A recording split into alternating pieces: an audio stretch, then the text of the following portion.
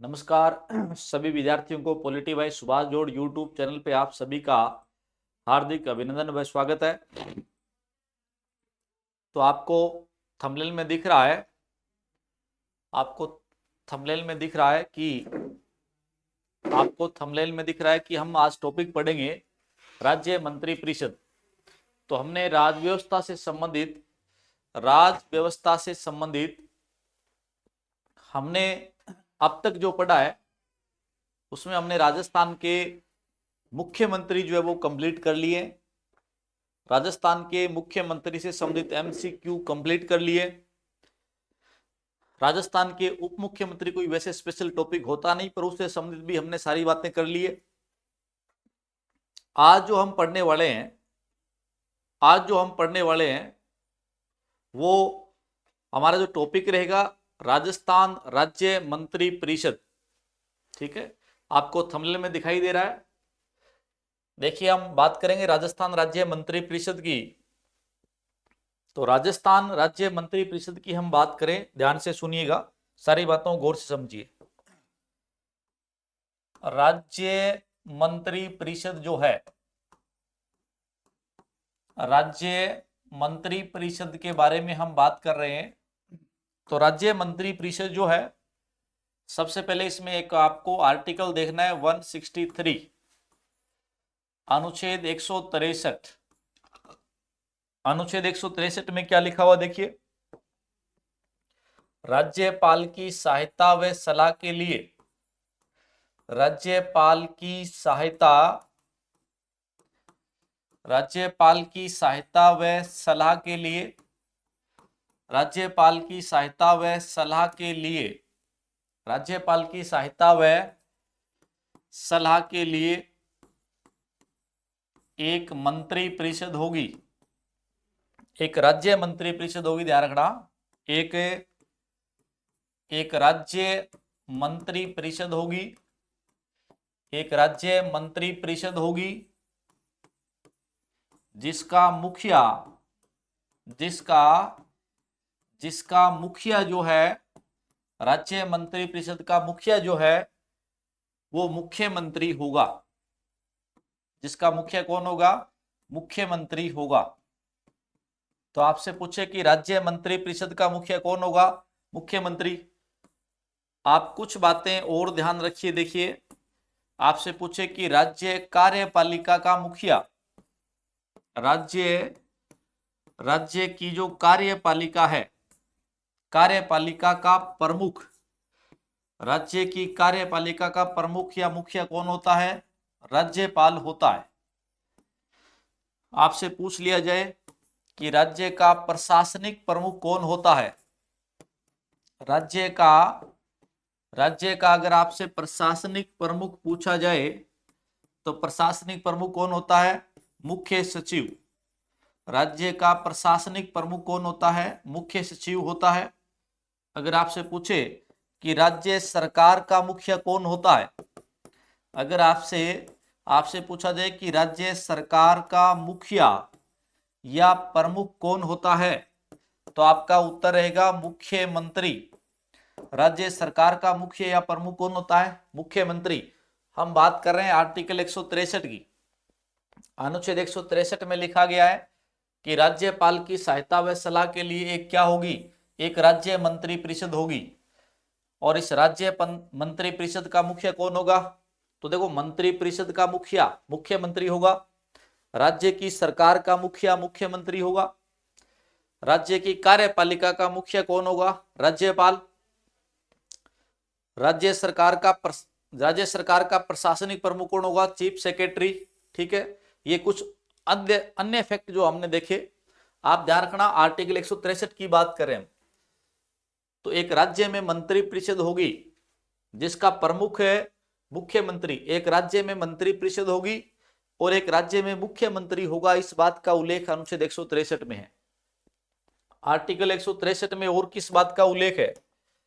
अनुच्छेद 163 में और किस बात का उल्लेख है? अभी तक हमने अनुच्छेद 163 में देखिए, एक बात देखिए, आर्टिकल 163 क्या कहता है कि राज्यपाल की सहायता के लिए एक मुख्यमंत्री होगा, राज्य मंत्री परिषद होगा जिसका मुखिया मुख्यमंत्री होगा। आर्टिकल 163 में और क्या लिखा है देखिए, 163 में दूसरी बात ये लिखी गई है कि राज्यपाल, आर्टिकल 163 में दूसरी बात लिखी गई है कि राज्यपाल द्वारा लिया गया निर्णय, राज्यपाल द्वारा लिया गया निर्णय अंतिम होगा। राज्यपाल द्वारा लिया गया निर्णय या डिसीजन या विनिश्चय, निर्णय, या फिर यहां पर आपको ये लिखा मिल सकता है कि राज्यपाल द्वारा गया निर्णय या विनिश्चय जो है वो अंतिम होगा, अंतिम होगा। इस बात से आप क्या समझे, इस बात से आप क्या समझे, आप ध्यान रखना।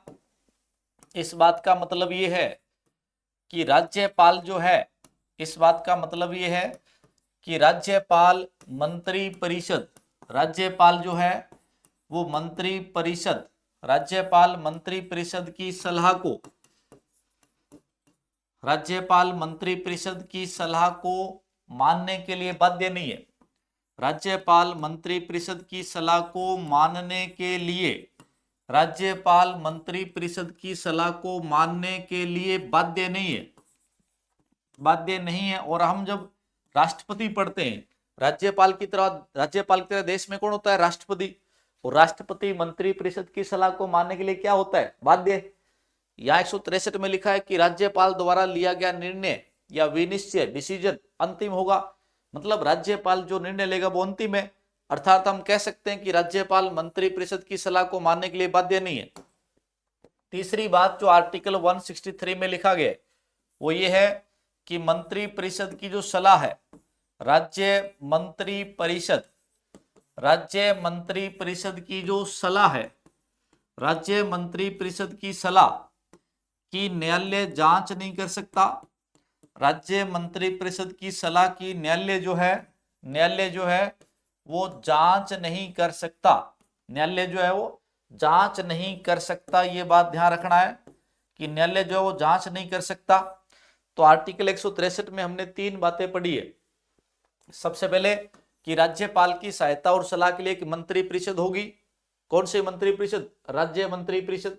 एक होता है केंद्रीय मंत्री परिषद यानी केंद्र सरकार के मंत्री, एक होता है राज्य मंत्री परिषद मतलब राज्य सरकार के मंत्री जिसका मुख्यमंत्री होगा।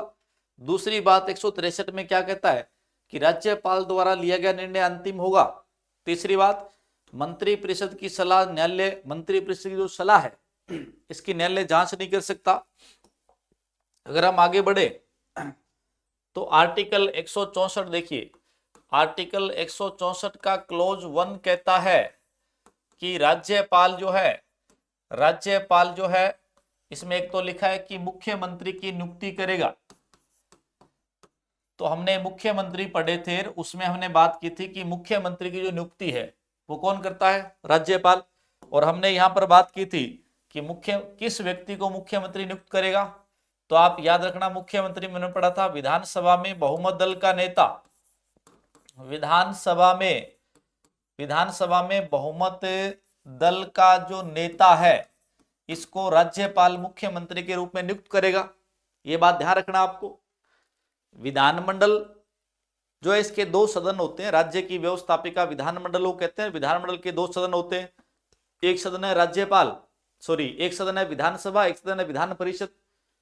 तो विधानमंडल के कौन से सदन में बहुमत दल का नेता मुख्यमंत्री होता है, हमने मुख्यमंत्री में बात की थी, तो वो विधानसभा में।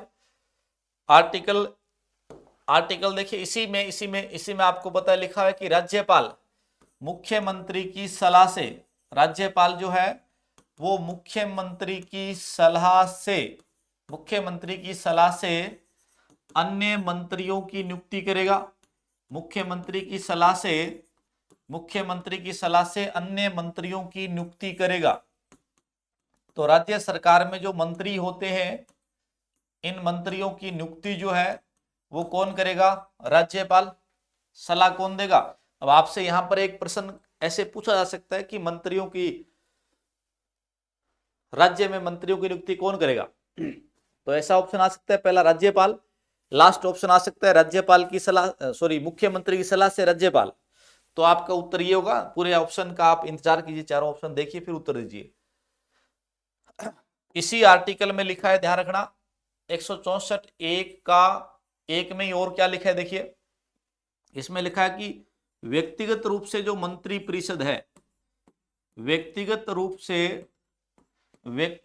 से जो मंत्री परिषद है, व्यक्तिगत रूप से जो मंत्री परिषद है वो उत्तरदायी किसके प्रति होती है? व्यक्तिगत रूप से मंत्री परिषद किसके प्रति उत्तरदायी है? तो आपका ऑप्शन रहेगा राज्यपाल। इसका मतलब है एक मंत्री को पद से हटाना हो तो कौन हटाएगा? राज्यपाल। इसको हम ऐसे भी लिख सकते हैं कि जो राज्य में मंत्री होते हैं उनका जो, अगर हम कार्यकाल की बात करें तो उनका कार्यकाल होता है राज्यपाल के प्रसाद पर्यंत। राज्यपाल के प्रसाद पर्यंत जो है, राज्यपाल के प्रसाद पर्यंत इनका कार्यकाल होता है, अर्थात राज्यपाल की इच्छा तक, प्लेजर ऑफ प्रेसिडेंट। हम इसको ऐसे भी कह सकते हैं कि राज्य में जो मंत्री होते हैं वो अपना त्यागपत्र किसको देते हैं? राज्यपाल। त्यागपत्र किसको देते हैं? राज्यपाल को। ध्यान रखना है, अगर एक मंत्री को हटाना हो तो कौन हटाएगा? राज्यपाल। अर्थात एक मंत्री का कार्यकाल पूछे राज्य में, वर्षों में पूछे तो 5 वर्ष करना है, अदरवाइज राज्यपाल के प्रसाद पर्यंत, अर्थात मंत्री अपना त्यागपत्र किसको देगा? राज्यपाल। नेक्स्ट देखिए आर्टिकल 164 एक का क्लोज क जो है, क्लोज क जो है इसमें लिखा है कि राज्य मंत्री परिषद में, पहले तो इसे कब जोड़ा गया, बहुत इंपॉर्टेंट प्रश्न है, अनेक बार पेपर में पूछा गया है। 91वें संविधान संशोधन 2003 द्वारा इसे जोड़ा गया। इस समय भारत के जो प्रधानमंत्री थे वो अटल बिहारी वाजपेयी थे। भारत के प्रधानमंत्री कौन थे? अटल बिहारी वाजपेयी के समय ये अनुच्छेद जोड़ा गया और इसमें प्रावधान किया गया कि राज्य मंत्री परिषद जो है, इसमें राज्य मंत्री परिषद में अधिकतम मंत्री जो है वो कितने होंगे? देखिए, राज्य की मंत्री परिषद में अधिकतम मंत्री होंगे राज्य की विधानसभा की सीटों का, राज्य की विधानसभा की सीटों का, राज्य की विधानसभा की सीटों का, राज्य की विधानसभा की सीटों का 15% मुख्यमंत्री सहित, चीफ मिनिस्टर सहित, ये ध्यान रखना है। अब आपसे पूछ ले कि राजस्थान में, अगर आपसे पूछ ले कि राजस्थान में अधिकतम मंत्री कितने होंगे, तो किसी भी राज्य की मंत्री परिषद में अधिकतम मंत्री कितने होते हैं? देखिए, राज्य की विधानसभा की सीटों का 15% मुख्यमंत्री सहित। अब राजस्थान में विधानसभा की सीट कितनी है? 200। 200 का अगर 15% हम निकाला जाए तो ये आएगा 30 मुख्यमंत्री सहित। तो आपका उत्तर हो जाएगा 29 + 1, यानी मैक्सिमम 30 मंत्री बन सकते हैं। अगर आपसे पूछा जाए, इसी अनुच्छेद में लिखा है एक क में कि कम से कम जो मंत्री है, न्यूनतम मंत्री, कम से अगर कम मंत्री की बात करें तो कम से कम मंत्री कितने होंगे? देखिए, 1 + 11, यानी कम से कम 12 मंत्री हो सकते हैं। इस बात का ध्यान रखना है किसी भी राज्य की सरकार में। तो आपसे पूछ ले कि राजस्थान में, अगर आपसे पूछ लिया जाए कि अभी राजस्थान जो है, आपसे पूछ लिया जाए कि राजस्थान में, अगर आपसे पूछ लिया जाए कि राजस्थान में कम से कम जो मंत्री है वो कितने होंगे, तो 1 + 11, किसी भी राज्य सरकार में कम से कम 12 होंगे। ये 164 का क्लोज 1 का सब क्लोज क है। अगर हम बात करें 164 का क्लोज 1 का सब क्लोज ख जो है, इसमें क्या लिखा है? देखिए, इसमें लिखा है कि दल बदल कानून का दोषी व्यक्ति, दल बदल कानून का दोषी व्यक्ति जो है, दल बदल कानून का दोषी व्यक्ति जो है वो मंत्री नहीं बनेगा। तो आपको पता है कि हमारे देश में एक दल बदल कानून है जो 52वें संविधान संशोधन 1985 के द्वारा जोड़ा गया। 52वें संविधान संशोधन 1985 के द्वारा जोड़ा गया।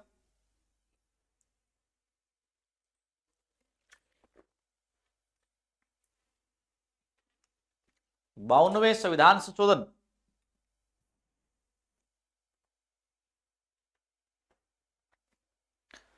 52वें संविधान संशोधन 1985 द्वारा जोड़ा गया दल बदल कानून। ये जो दल बदल कानून है ना, अब देखो मैं यहां पर एक बात बता दूं आपको कि जो दल बदल कानून है, दल बदल कानून, अगर हम दल बदल कानून की बात करें तो दल बदल कानून का उल्लेख मूल संविधान में नहीं था। दल बदल कानून का उल्लेख, एंटी डिफेक्शन लॉ, इसका उल्लेख मूल संविधान में नहीं था। दल बदल कानून का उल्लेख मूल संविधान में नहीं था। ये कानून 52वें संविधान संशोधन 1985 के द्वारा, राजीव गांधी उस समय देश के प्रधानमंत्री थे, 1985 में इसे 10वीं अनुसूची में जोड़ा गया। इसे याद रखना, 10वीं अनुसूची में जोड़ा गया।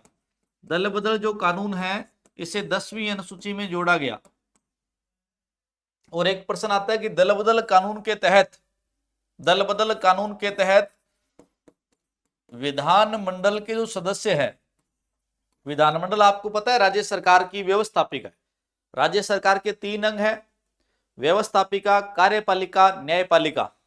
अगली क्लास में मैं राज्य सरकार का इंट्रो आपको करवाऊंगा, वो पहले करवाना था, नहीं करवाया, सॉरी इसके लिए, अगली क्लास में कराएंगे। राज्य सरकार के 3 अंग है, व्यवस्थापिका, कार्यपालिका, न्यायपालिका।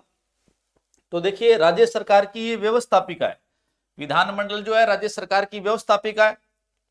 और विधानमंडल के जो सदस्य होते हैं, आगे चलकर हम विधानमंडल पढ़ेंगे, विधानमंडल के जो सदस्य हैं वो किन के सदस्यों को कहा जाता है? विधानसभा और विधान परिषद के सदस्यों को विधानमंडल का सदस्य कहा जाता है। फिर आगे देखिए, विधानसभा के सदस्यों को एमएलए कहते हैं और विधान परिषद के सदस्यों को एमएलसी कहते हैं। विधानमंडल के सदस्यों को क्या कहा जाता है? आप देखो, विधानमंडल के जो सदस्य हैं इसे आपको पता है क्या कहेंगे अपने? एमएलए और एमएलसी।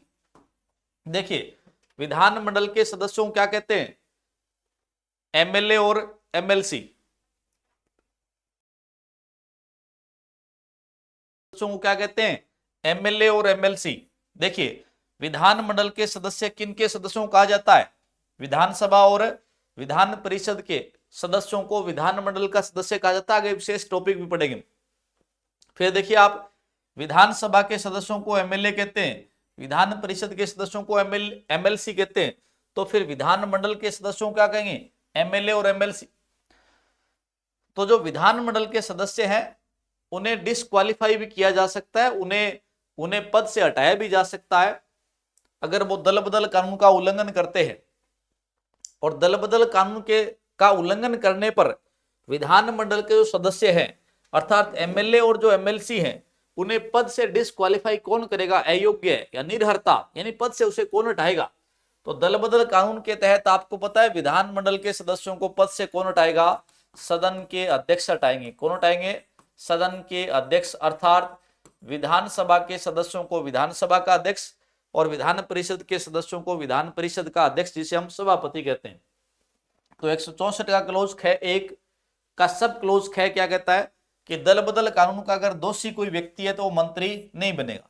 मतलब दल बदल कानून के तहत अगर पद से हटा दिया जाए, ठीक है, पद से हटा दिया जाए, चाहे वो एमएलए है या एमएलसी। अभी हम जस्ट आगे पढ़ेंगे कि राज्य सरकार में अगर मंत्री बनना है तो आगे पढ़ेंगे हम उस व्यक्ति को विधानमंडल का सदस्य होना जरूरी है।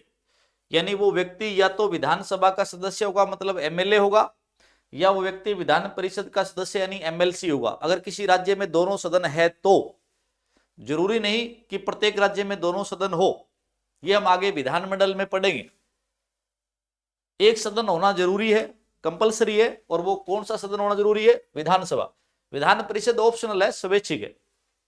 तो अगर किसी मान लो एमएलए या एमएलसी को डिस्क्वालीफाई कर दिया जाए दल बदल कानून के आधार पर, तो वो व्यक्ति मंत्री नहीं बनेगा जब तक वापस वो एमएलए या एमएलसी नहीं बनेगा। 164 का क्लोज 1 का सब क्लोज ख। इसके बाद में 164 का क्लोज 2 जो है, इसमें लिखा है कि राज्य मंत्री परिषद जो है, राज्य मंत्री परिषद, इसमें लिखा है कि राज्य मंत्री परिषद जो है वो सामूहिक रूप से, कलेक्टिव रेस्पॉन्सिबिलिटी हम इसे कहते हैं, राज्य मंत्री परिषद सामूहिक रूप से जो उत्तरदायी है, ये प्रश्न वेरी मोस्ट इंपोर्टेंट, पेपर में छपेगा, जरूर छपेगा, ध्यान रखना, वेरी मोस्ट इंपोर्टेंट। राज्य मंत्री परिषद सामूहिक रूप से उत्तरदायी किसके प्रति उत्तरदायी है? तो आप याद रखिए, राज्य विधानसभा के प्रति। किसके प्रति उत्तरदायी है? इसका मतलब यह है, देखो अभी हमने पढ़ा है कि व्यक्तिगत रूप से जो उत्तरदायी है राज्य मंत्री परिषद, देखो राज्य मंत्री परिषद व्यक्तिगत रूप से किसके उत्तरदायी के प्रति उत्तरदायी है? राज्यपाल के प्रति। अगर एक मंत्री को हटाना हो तो राज्यपाल हटाएगा। सामूहिक रूप से किसके प्रति उत्तरदायी है? राज्य विधानसभा के प्रति। मतलब सारे मंत्रियों को हटाना हो तो किसके द्वारा हटाया जाएगा? विधानसभा के प्रति। विधानसभा हटाएगी। कैसे? देखो, सारे मंत्रियों को हटाना है तो सरकार को गिराना होगा। सरकार को गिराना और सरकार को बनाना ये किसका काम है? विधानसभा का। अगर विधानसभा में कोई पार्टी बहुमत प्राप्त करती है तो वो पार्टी सरकार बनाएगी, और उस पार्टी की सरकार तब तक रहेगी जब तक विधानसभा में बहुमत है। अगर विधानसभा में वो पार्टी बहुमत खो देती है तो सरकार गिर जाएगी। सरकार गिरते ही सारे मंत्री गिर जाएंगे। तो सारे मंत्री किसके प्रति उत्तरदायी है?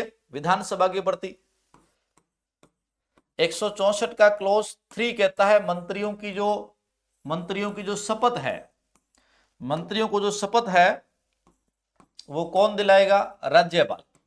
कौन दिलाएगा? राज्यपाल। और मंत्री किस बात की शपथ लेते हैं?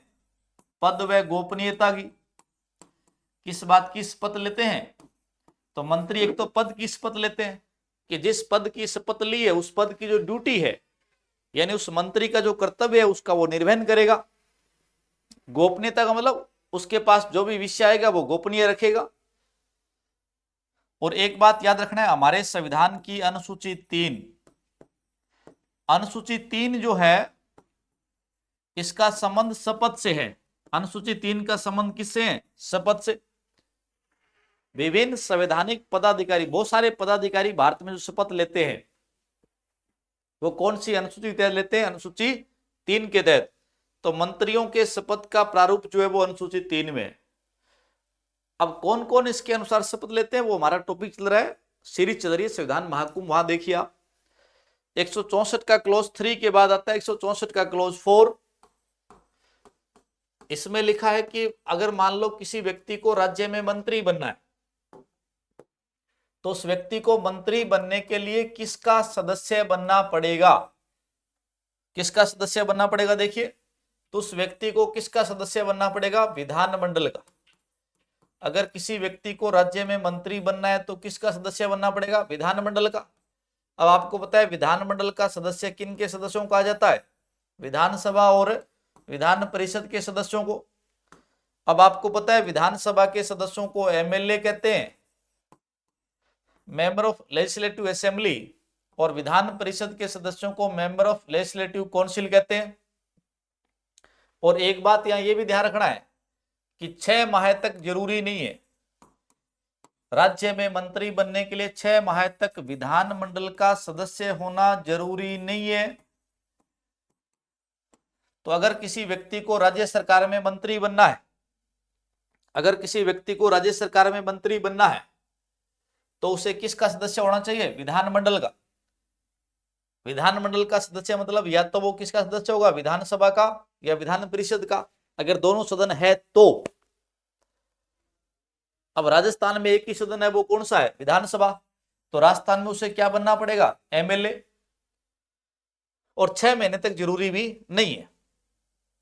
164 का क्लोज 5, 164 का क्लोज 5 क्या कहता है? इसमें मंत्रियों के वेतन भत्तों का उल्लेख है। मंत्रियों का जो वेतन है, वेतन का निर्धारण, मंत्रियों के वेतन का निर्धारण। अब एक बात यहां भी, मंत्रियों के वेतन का निर्धारण कौन करता है? ये पहले ये देख लेते हैं।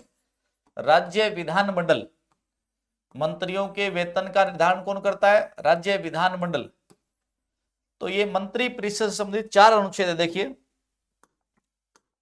एक बार सबसे पहले हमने शुरुआत की राज्य मंत्री परिषद की, तो आर्टिकल 163 में 3 बातें। एक, राज्य में मंत्री परिषद होगी जिसका मुखिया मुख्यमंत्री होगा। मंत्री परिषद राज्यपाल द्वारा लिया गया निर्णय अंतिम होगा। मंत्री परिषद की सलाह जो है वो न्यायालय जांच नहीं करेगा। फिर 164 के 5 क्लोज है। 164 का क्लोज 1 जो है इसमें मंत्रियों की नियुक्ति है। अधिकतम कितने बनेंगे, न्यूनतम नहीं बनेगा, दोषी नहीं बनेगा और मंत्री को हटाएंगे कैसे, वो बात दी गई है। 164 का जो क्लोज 2 है इसमें है कि सारे मंत्रियों को हटाएगा। तो सामूहिक काम कब होता है, जब एक से अधिक हो। दो में सामूहिक, 3 में शपथ है, 3 में शपथ है। 4 में लिखा है कि 6 महीने तक विधानमंडल का सदस्य होना जरूरी नहीं है। और सबसे लास्ट में 5 में क्या है, वेतन। 5 का मतलब होता है आशीर्वाद। आशीर्वाद में 5 अंगुली होती है। 5 का मतलब आशीर्वाद, आशीर्वाद में 5 अंगुली है। 5 का मतलब आशीर्वाद, और आशीर्वाद से क्या दिया जाता है, वेतन। आपने देखो ब्याह शादी में आशीर्वाद दिया, ब्याह शादी में आशीर्वाद देते हैं, आशीर्वाद वेतन होता है। 5 में वेतन है। मंत्री परिषद से संबंधित 2 आर्टिकल आपको याद करना है। आर्टिकल 166 में लिखा है कि राज्यपाल जो है वो मंत्रियों के कार्य आवंटन के लिए, राज्यपाल मंत्रियों के कार्य आवंटन के लिए क्या बनाएगा, कार्य आवंटन के लिए नियम बनाएगा। और आर्टिकल 177 ये हमने आगे विधानमंडल में पढ़ेंगे। 177 में लिखा है, आर्टिकल 177 में लिखा है कि महाधिवक्ता प्लस मंत्रियों के लिए, महाधिवक्ता और मंत्रियों के लिए अधिकार। तो राज्य में जो मंत्री हैं उनको अधिकार दिया गया कौन से अनुच्छेद में, 177 में। तो ये आपका टॉपिक था राज्य मंत्री परिषद। फिर वर्तमान में राजस्थान की जो मंत्री परिषद है उसमें कितने मंत्री है, मैक्सिमम 30 बन सकते हैं, मुख्यमंत्री सहित। वो कौन कौन से हैं इसके बारे में हम करंट में पढ़ेंगे। आपके लिए कल के लिए एक प्रश्न है कि निम्न में से हमने मुख्यमंत्री पढ़ लिया और मंत्री परिषद भी पढ़ लिया, दोनों टॉपिक पूरे हो गए अपने। निम्न में से कौन से अनुच्छेद का संबंध, कौन से आर्टिकल का जो संबंध है, कौन से आर्टिकल का संबंध है राज्यपाल, कौन से आर्टिकल का संबंध राज्यपाल प्लस मुख्यमंत्री से है। अब जिस अनुच्छेद में राज्यपाल और मुख्यमंत्री के दोनों का नाम आ रहा है उन अनुच्छेदों का संबंध राज्यपाल और मुख्यमंत्री से होगा। ये पेपर में अनेक बार प्रश्न अभी फिलहाल पूछा जा रहा है। तो हमने राज्य सरकार अभी जो पढ़ रहे हैं हम, राज्य व्यवस्था, उसमें हमने मुख्यमंत्री पढ़ लिया, हमने राज्य की उप मुख्यमंत्री पढ़ लिया, हमने राज्य की मंत्री परिषद जो है वो पढ़ लिया। अगला टॉपिक राज्यपाल हमारा शुरू करेंगे। तो आप सभी लोग जो क्लास को नए देख रहे हैं वो प्लीज चैनल को सब्सक्राइब करें, बेल आइकन का बटन दबाएं। क्लास ऑफ होने के बाद आपका जो भी विचार है मेन कमेंट बॉक्स में आप अपने विचार दें, अपना कमेंट करें क्लास अच्छी लगे तो। और जैसे ही हमारा टॉपिक पूरा होता है हम उसके एमसीक्यू प्रश्न लेके आते हैं। तो मैं दिल से आपको अब इतना मैटर जो आपको वो किसी भी बुक में नहीं मिलेगा, ये ध्यान रखना आप। अच्छा, एक बात और ध्यान रखना आपको, लास्ट बात एक बार मैं और बता दूं। मंत्री परिषद संबंधित आप देखिए नोट लगा के लिखें। मैंने कहा राज्य में मंत्रियों की नियुक्ति राज्यपाल करेगा। कुछ ऐसे राज्य है जिसका राज्यपाल, कुछ ऐसे राज्यपाल है जिनका राज्यपाल जो है वो अनुसूचित जनजाति शेड्यूल ट्राइबल से एक व्यक्ति को मंत्री नियुक्त करता है। मंत्री जो है वो नियुक्त करता है। तो आपसे पूछ सकते हैं कि भारत के ऐसे कौन से राज्यपाल है जहां की राज्य मंत्री परिषद में एक व्यक्ति शेड्यूल ट्राइबल से होगा। वो आप ध्यान रखें, छत्तीसगढ़। कौन सा राज्य? एक तो छत्तीसगढ़ एक राज्य है, झारखंड एक राज्य है, मध्य प्रदेश और एक राज्य है ओडिशा। तो प्रश्न आ सकता है कौन से राज्यपाल को अनुसूचित जनजाति से एक मंत्री को नियुक्त करना अनिवार्य है? छत्तीसगढ़, झारखंड, मध्य प्रदेश और ओडिशा। तो हमारा मंत्री परिषद का टॉपिक कंप्लीट हो गया। मिलते हैं अगली क्लास में राज्यपाल के साथ। तो आप सभी का बहुत बहुत धन्यवाद। ठीक है, और मिलते हैं अगली क्लास में राज्यपाल के साथ। जय हिंद, जय भारत।